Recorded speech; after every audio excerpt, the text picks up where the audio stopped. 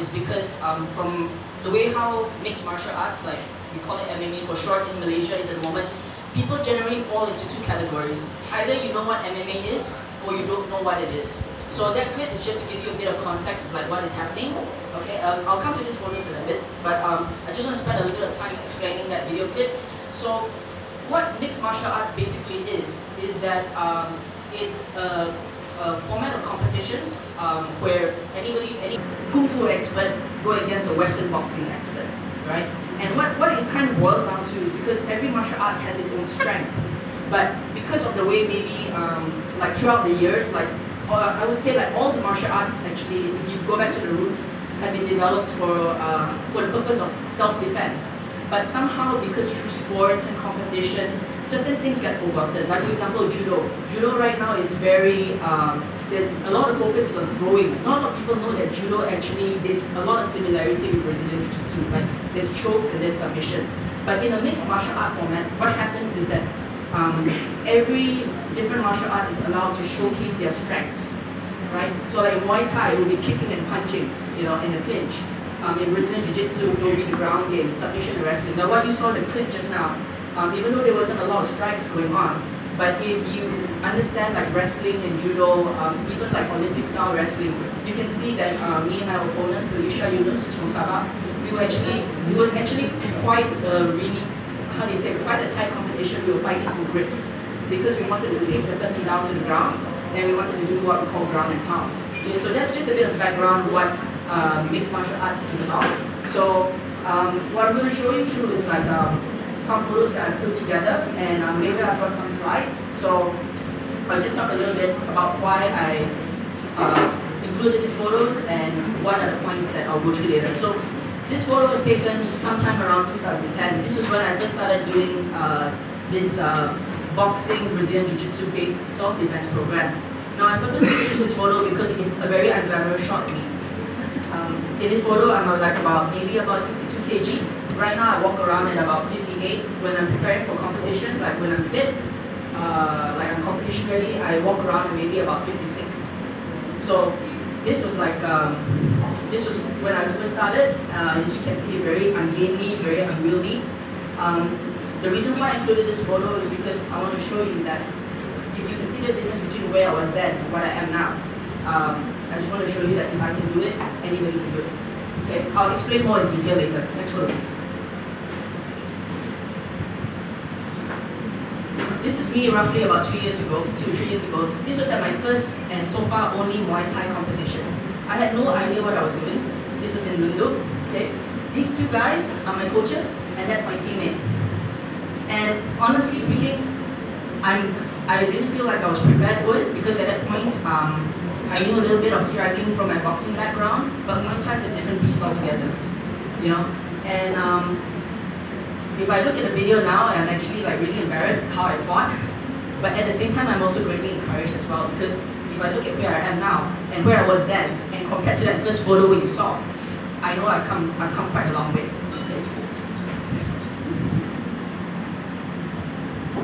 Right. So this will kind of overlap a bit with some of the stuff that we're talking about in the slides. Or maybe I'll just explain it now. This is actually I'm the champion for this amateur mixed martial arts competition called MIMA, Malaysian Invasion Mixed Martial Arts. Now, what happened was that this photo was taken in season 2. Last year was season 3. They just announced that they're going to do tryouts for season 4, which is this year. This photo was taken during season 2. During that time, they did not have an official women's category, but we had women from like KL, Sabah, and of course Kuching. We came and we tried out because we wanted to see. The organizers didn't tell us that we couldn't. They just said just send out the tryout. So we like just sent out the tryout. What happened was that me and my opponent being really excited, we ended up butting heads, and that's how come I got a big blue snake on my head. Yeah, and I'm smiling because I just came out of the cage, and it was an adrenaline rush. Okay. Again, I put this photo is to show you my progress of the steps I've made. Okay. Who knows who that guy is in the photo? Woo! Yeah.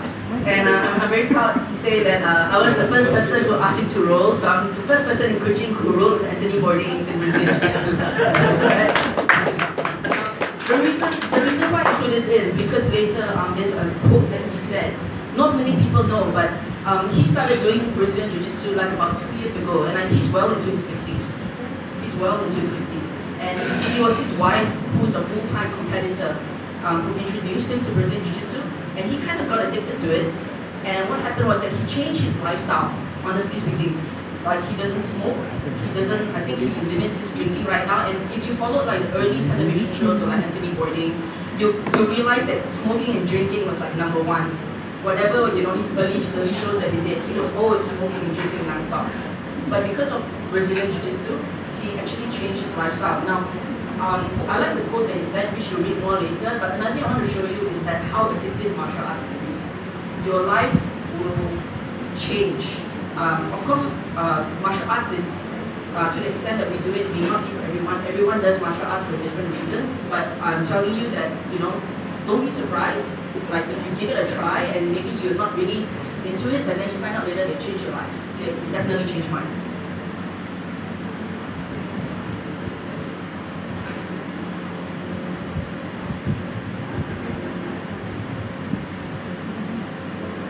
Okay, this was me during my semi-finals match in KL last year. The person behind there with the headphones on his neck, that's my coach from Studio 23. So this was just before they called out my name, and during this fight, I was actually in a really good place. And the reason why I'm sharing this photo is because in this fight I was going against a girl called Samantha Tan. She's a very exciting fighter, and she was actually one of the favorites. They never thought we were going to win in M3. And basically, I was the underdog. People were expecting her to beat me. Now, with all due respect to her, because she is amazing. I'm actually like one of her biggest fans. But what I want to show you is because previously, before this match, the match that before I had with Samantha, I was going against a Muay Thai fighter from Sabah. And what happened was that there was a match where I crashed to the bottom. My confidence was at a low. I thought I would lose that match, and I didn't. And the interesting was that for this match that I had with Samantha, I actually went into it, and my frame of mind was much better. And what happened was because of I had to reset my mental attitude. I'll talk more about that later in the slides. Next photo. Okay, some of these guys are here. These girls that you see the photos here. Okay, the reason why I want to share this photo, by the way, this is my mom, and this photo was taken in Jalel, outside the stadium, Jalel, and this was after my fight, and I won. Now, the reason why I'm sharing this is because they made sacrifices to be there in KL. We're from Kuching. They flew in, some of them were like based in KL, so they gave up their time to go and watch the fights. They bought tickets with their own money. Some of them flew all the way from Kuching. Some of them took a 5-hour bus ride to KL, or 4-hour bus ride to KL. Now, I want to highlight this is because I want to share that when people look at me, they think, man, you're so tough, man, you sacrifice so much. I want to point out that success is also dependent on how much other people sacrifice for you to succeed. Yeah. That's the reason why I'm including this photo. Next photo, please.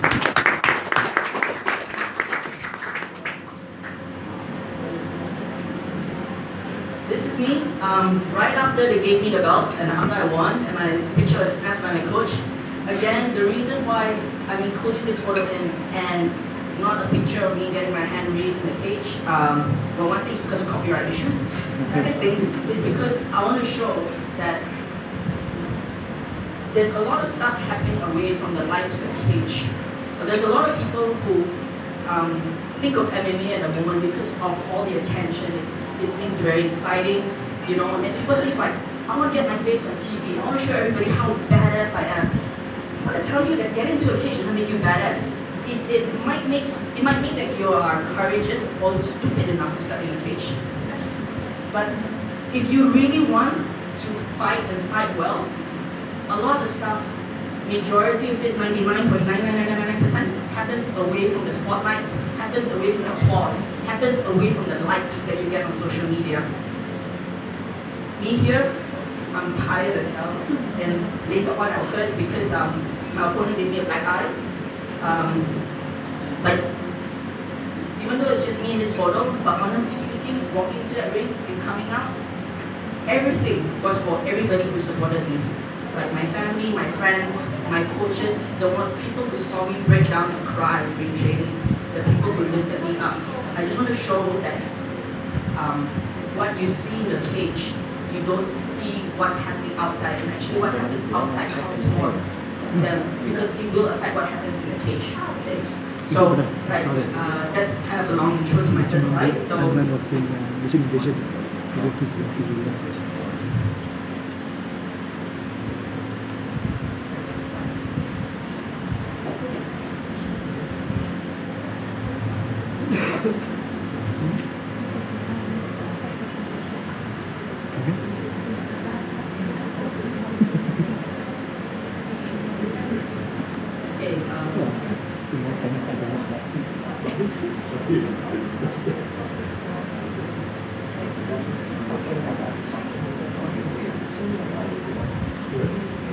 okay, so we've already said hello. Next slide, please. Okay, so Najrin already gave a brief rundown already, like how I got started into mixed martial arts and MMA. So I won't spend too much time on them.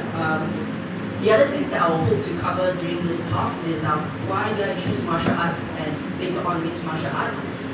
What were some of the things that factors that I thought really influenced me to get out there and be the first female Mima champion, and last but not least, lessons learned and lessons still being learned.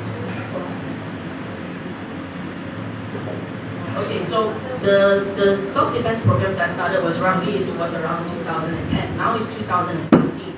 So as you can see, it's been quite a while since I first started up to now. And I just want to say that my journey has not been straightforward. It's been a lot of zigzags, back and forth, been U-turns. There have been times where I walked forward 1 step and I backslid 5 steps. And it's because for all the usual reasons, personal obligations, family, work, sometimes you're just too tired to go to training. Like honestly, when I first started training, it was because I always had an interest in learning to use my hands and my feet. And fighting just seemed like a very practical way. Learning how to fight, learning how to defend just seemed like something really practical and something that I would enjoy. And I did enjoy it. I did enjoy it. Okay? And then from then on, I moved on to Brazilian Jiu-Jitsu, which is a grappling-based program. It relies a lot of like the principle behind it is that someone who's much bigger, someone who's much smaller can use their size and their leverage and their techniques to leverage, to control and submit a bigger opponent. I wish I had some videos to show you because there have been like some really amazing fights, the Brazilian Jiu-Jitsu fights where you see people like 50 kg and they can submit people who are like 100 kg. You know, but that's the martial art that I'm in at the moment. And then I also decided to keep out my standing game, so that's why I moved into Muay Thai. I tried out for Mima too in 2014. They didn't have an official women's category then. But then the following year in Mima 3, then they decided to introduce a women's category for competitors between 48 kg to 56.7. I come in at the upper end of the spectrum. So the way how Mima format is that you work your way through the ladder matches. So I had to fight. I had to fight basically every month. I had to go down to KL, make sure my weight was. I came in on weight, and fight every month. So I had, before I reached the final, I had a total of 3 fights. So including the final, I had to fight 4 times. Okay? Why martial arts and MMA? Short answer is because I love it. Honestly speaking, now it might sound kind of weird. Like you say, why would you like getting punched in the face? Actually, I don't like getting punched in the face. That's why I train hard, so that I don't get punched in the face. No, I mean, seriously. I always tell people that 2 things need to happen if you want. Okay, first let me clarify. Martial arts is a different creature altogether from sports. In sports, martial arts is a different creature altogether than mixed martial arts. Okay, because mixed martial arts, the purpose for you of you getting into the cage is to either force your opponent to give up, or make them give up against their will. That means either the referee steps in because you're overpowering the other person so much, or you knock out the other person. The risk of you getting into the cage is very real. There are people who suffered like broken jaws, people who, have broken their noses.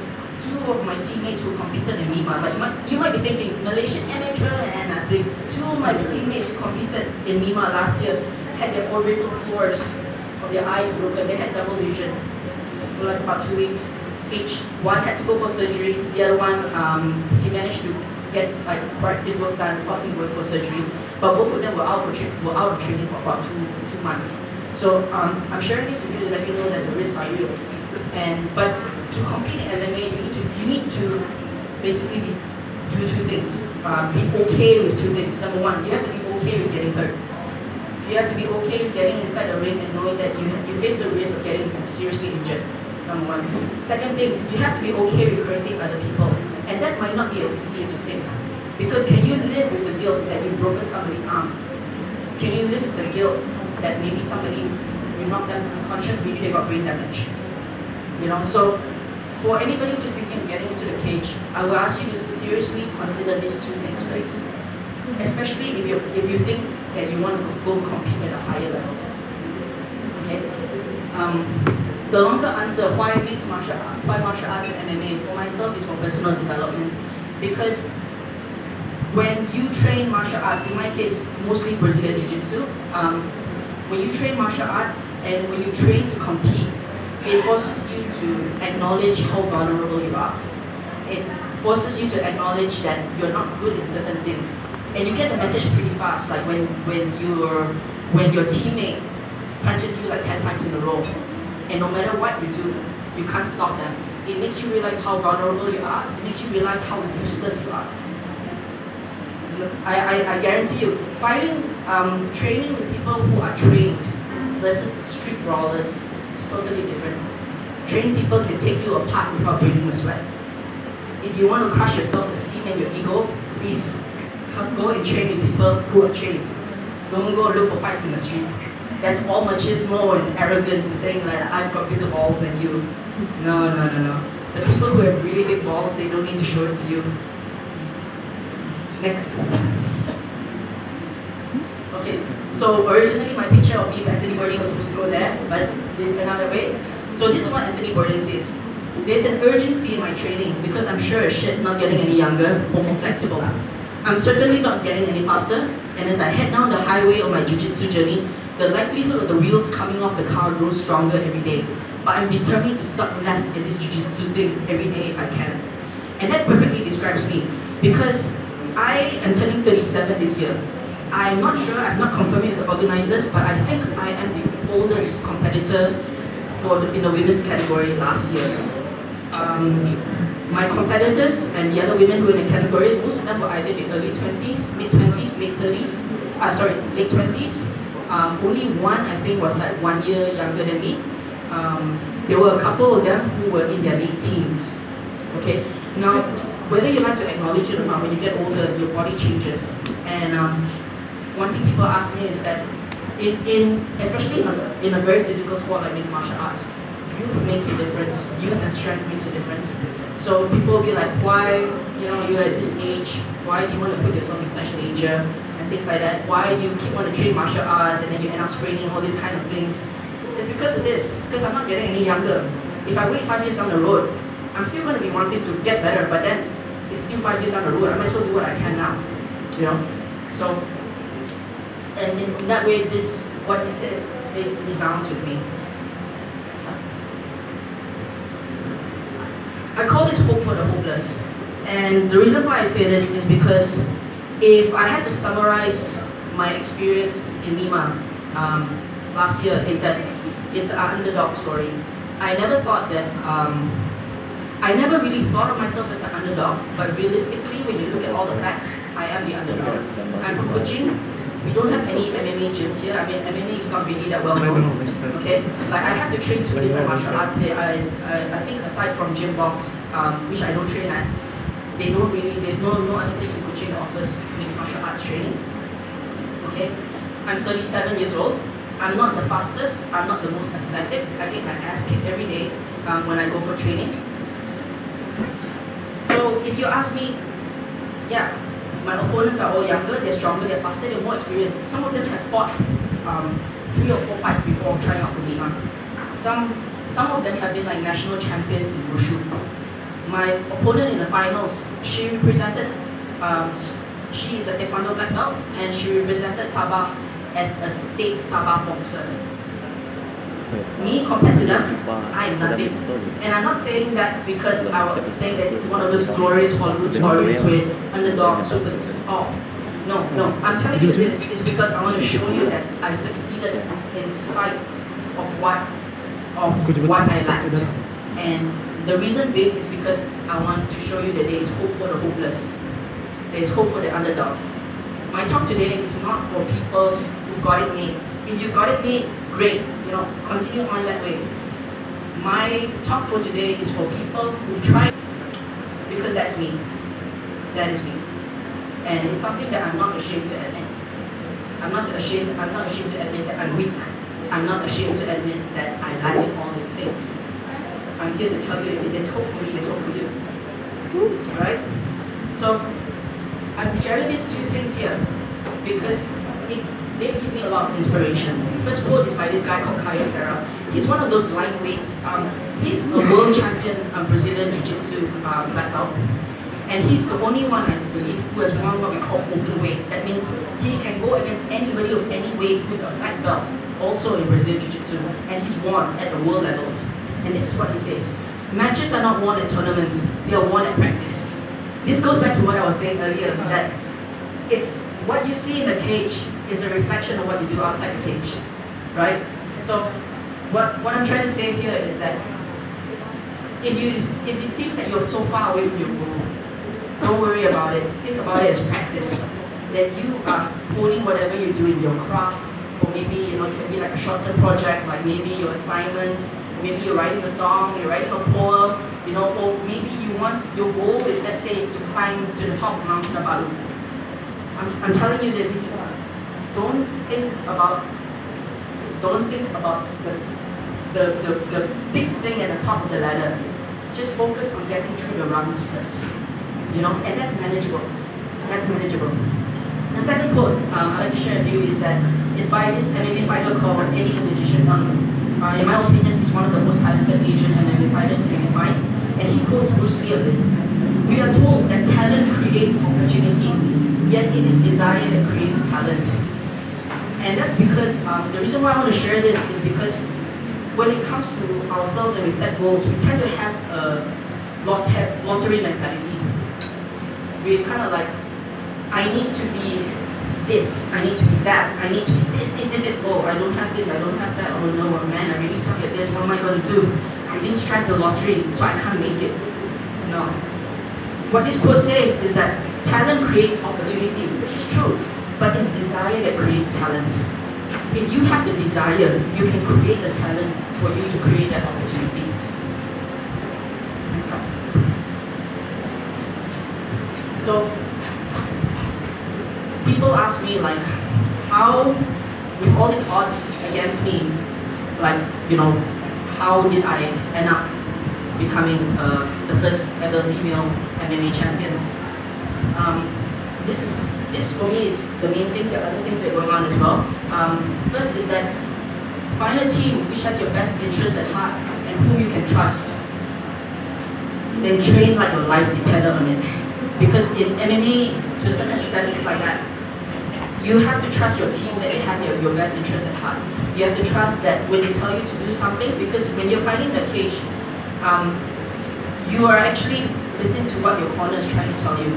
And if you don't pay attention to what your corner is saying, that can mean the difference between you getting knocked out. Listening or not listening to what your corner tells you can mean the difference between you getting knocked out and seriously injured, or it can mean you winning the match, or even if not winning, but going home with your bones, everything intact, no cuts, nothing, right? So choose a team.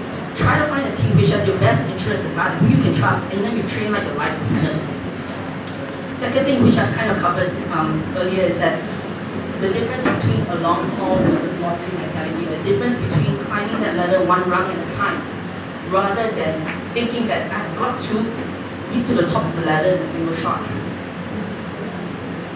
again, like what Eddie says, talent creates opportunity, but desire creates talent.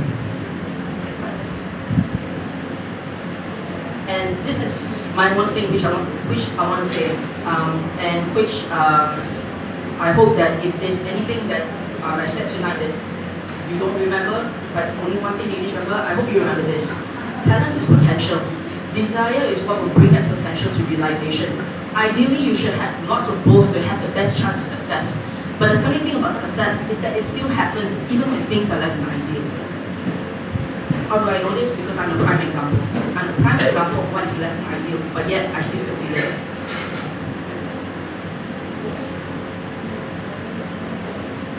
Perseverance or stubbornness is a talent. I want to share a story with you. During Nima season 2, at that time, that was the season that it hadn't had the official women's category yet. One of the producers for the reality episodes which Nima was doing came to our gym and kind of followed me around in a short segment. So one of the things they did was that they interviewed my coach over it, but they didn't. It never made it to the episode segment, but it was one of those key moments that kind of reset my mental attitude. Okay, and basically, what the producer asked my coach was this: what does she have that is her strength? What is it that she's good at? And to paraphrase what my coach said, he said, what she has is perseverance. If you look at everybody around in the gym, they are more experienced, they're stronger, they are faster, they are much better than she is, but she doesn't give up. That's what he said to the producer. And to me, it was like a light bulb moment, because it was then I realized that perseverance is a talent too. So if you lack in so many things compared to other people, but you have perseverance, don't treat it lightly. Treat it as a strength. Treat it as a strength. Okay, lessons learned and still being learned. Failure is inseparable from improvement. The way how I train is that basically I train, I chew, I find something I really suck at, and then I drill the hell out of it, I chew, I get better at it. And this is a process that takes a very, very long time. Not because I don't have great instructors, but because I'm a slow learner. And I want to tell you this, like, if it seems that you're slow, don't fret about it. Just keep on working on climbing that small rung at a time. The improvements will come, and it will add up. Okay? The value of small beginnings and hitting the reset button on your mental attitude. I can't tell you how many times I've had to restart again. Whether it was just resetting my attitude, like saying like, okay, today I said I'm going to go training 5 days a week. Each time I plan to do A, B, C, D, E, F. And then you end up not going to your training one single time. In fact, you stayed home and you ate twisties, you ate Pringles, you ate chocolate, you ate your Milo, and then you binge watch television and Japanese anime. Okay? No, I'm serious. It happens. It happens. That's why I'm trying to show you, again, you don't what you see in the cage, the narrative is different from what happens out here. And I'm sharing this to you to tell you that don't underestimate the value of small things and hitting the reset button on your mental attitude. If you have to find yourself restarting again and again and again, that's okay. It's okay to restart again. It's not to say that you give up on what you've achieved so far. Sometimes you may have to, and in that case, you need to consider your decisions, the pros and cons while you're doing it. But what I'm trying to say is that if you find something that you really like, right, don't underestimate the small beginnings and don't underestimate the small progress. Like I kind of mentioned it later in the slide as well. Sometimes progress is measured in millimeters rather than miles, but it adds up over time. What happened in the finals last year was the increments of the millimeters over the years. Again, I reiterate, I'm not the most talented, I'm not the strongest, I'm not the fastest, I'm not the smartest. I have the best team in Borneo. I believe I have the best team behind me in Malaysia. Maybe even the region. I don't know, because I haven't fought region yet. But definitely in Malaysia, I believe I have the best team in Malaysia. And it's not because of them. Those millimeters will not accrue up. but don't despise the small progress that you've made. Okay. The third point, which I kind of skipped out, was define your success and happiness. Success for everybody takes different shapes and forms. For me, in this particular case, from the very beginning, we knew that we were the underdogs. We knew that everybody was kind of looking at us like fresh meat to be fed to all the more experienced fighters from West Malaysia. But from very on, we looked at what we had. We said, you know what? Let's go try and make it all the way to the finals. That was our goal from the very beginning. We didn't tell everybody. We kept it among ourselves because we knew that our anonymity was our advantage as well. But we defined what our success would be. So I'm going to say to you, like, everybody has different definitions of what success is. Like for me in training, sometimes it just means not getting submitted 5 times. Like maybe, let's say every day I train with my training partner and he submits me like 6 times. So my goal for today is to only get submitted 5 times. That means I get submitted 1 time less. You know? That define what success means for you. Define what happiness means for you. Sometimes success, again, what I said, I'm sorry if I'm repeating myself, but I really want to press it. Success is measured in millimeters rather than miles. Okay? Appreciate the journey. The value of the destination increases the higher the price you pay to get there. Next slide. Okay, and that last point is related to the first point on this slide, which is sacrifices, family, training, and work. I pay a price to train as regularly as I do. The price is in terms of my time, in terms of the energy that I can spend on other projects that I'm interested in terms of like the time that I spend with the people that I love and care about, you know. Also in terms of money, you know. I save up all my vacation days basically so that I can train. You know, that I don't go, my friends can tell you, I rarely follow them whenever they go on like holidays. You know, it's because I'm saving all my leave is for me to go training. But that's not the only thing too. You know, the people around me also sacrifice. Like whenever I drill a technique with my teammates, they're sacrificing their bodies so that I can get better. You know, so what I'm trying to say is that don't just think of how much you have to sacrifice, but take a look at the wider picture, you know, because what it does is that it makes you realize how much value your goal has. Because the higher, for me personally, like the higher the price I pay to get to what I want to make sure that the destination I get there is worthwhile. That's why it's really important to define what is your success, what is your happiness. If you're going to be sacrificing all those things, you better make sure that your destination is worthwhile. Alright? Perseverance and sacrifice go hand in hand. You will find, okay, I already said that. Next. Certain choices have to be affirmed over and over again, and it's okay to change your mind over time. I can't tell you how many people have come up to me and said, man, what you're doing is cool. I want to fight MMA too. And then after 1 week of training, they drop out and you never see them again. That's okay. Fighting is not for everyone. Martial arts is not for everyone. You know, it's okay to change your mind. But I'm also here to tell you also is that don't be afraid to try something new you've never tried before. I've got friends here tonight who have pointed out they'll be severely embarrassed, but because I think they know that I'm into martial arts, they decided to give Muay Thai a try too. And as a result, they're actually going for Muay Thai training more regularly than I do. But it started first with them thinking, I had to tell them that they won't die from doing it.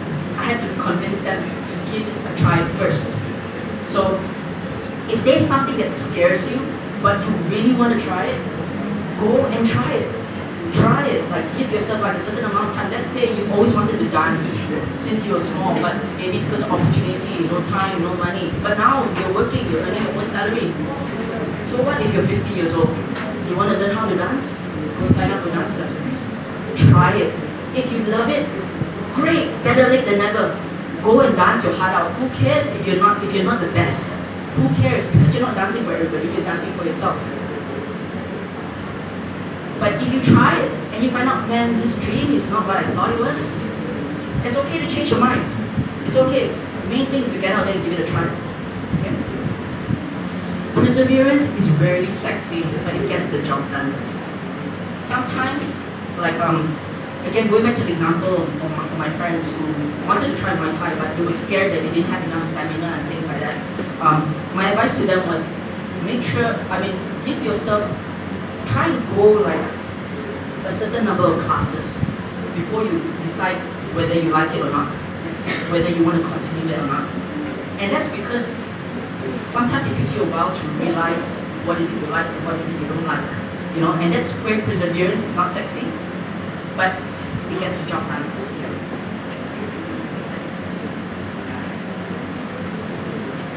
Last words. There are 3 slides, so he's not posted yet. A life well lived comes in many shapes and forms, and what may be somebody's ideal success may not necessarily be yours. Don't feel bad about defining success and happiness different from others. Life is about making the best choices we have with the knowledge and resources we have at that time and at that pace. And for everyone that's different, because the sacrifices we have to make and the price we have to pay will be different for everybody. In MMA, everyone wants to succeed, but not everyone has the will to prepare to succeed. That's just how it is. It's not to say that those who don't choose to continue the journey are losers and quitters. No. What it means is that this journey might not be for them, and that's okay. This is applicable, I believe, to anything in life. Like maybe somebody, maybe they said like, you should go to university and study to be an engineer. But what if you try and you find that it's not for you? Do you continue to do it? That's a choice you all have to make. Everybody has to make their own choice whether they want to continue or not. Because not everybody has the will to succeed in certain things. It's easier to want to win, but it's usually not as easy to have that will to prepare to win. A lot of people want to be Lima champion, but they don't have the will to give up their life. I say this unabashedly because I gave up my life last year basically in training. Whatever journey you may choose to do or find yourself on, I want to encourage you not to underestimate humble beginnings, nor to despise the seemingly slow progress as you tackle the so-called daily grind. Be kind to yourself on your shortcomings, but don't let your perception of your weaknesses be a reason not to try something you really want or to sell yourself short. Thanks. Alright, that's my talk for today.